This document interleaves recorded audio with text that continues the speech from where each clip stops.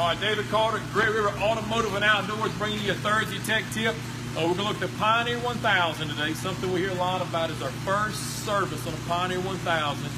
And underneath the bike, where do you actually drain the oil? What do you do and not do? Okay, so let's look at that. First of all, look, we got some amazing specials. You've probably heard Chevrolet got employee prices. If you need a Chevrolet, you get the same price me and all of our employees pay. You need a Chevrolet. Nissan has some amazing deals. It's $12,000 off some of our vehicles this month. Get a chance to check them out. All right. Pioneer 1000, we got on the lift here. Why don't you come around the back side, Josh? Let's look underneath here.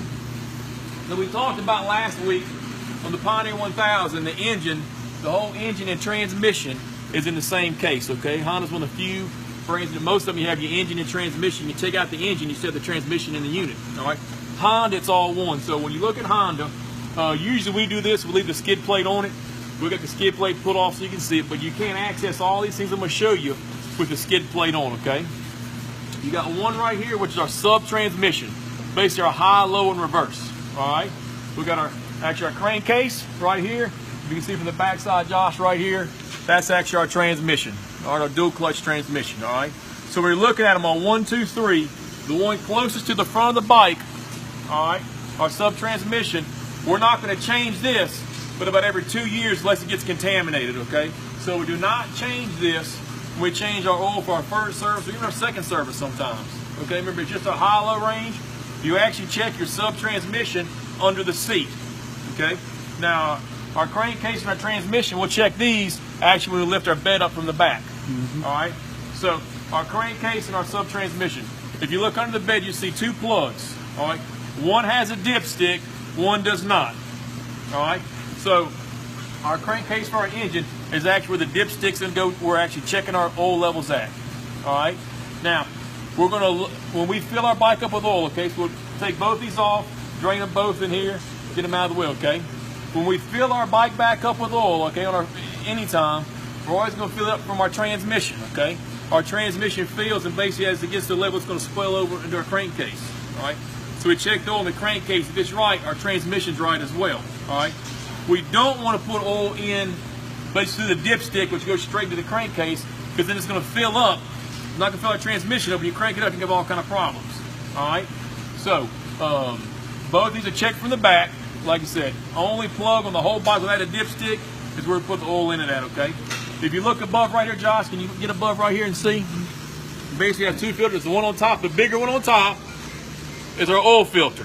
Okay. The one on the bottom, you kind of barely see right there. You see it, DCT. It actually says dual clutch transmission.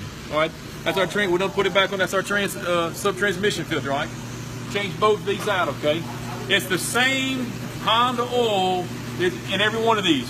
Our sub transmission, engine, crankcase, and our transmission. All right, same fluid.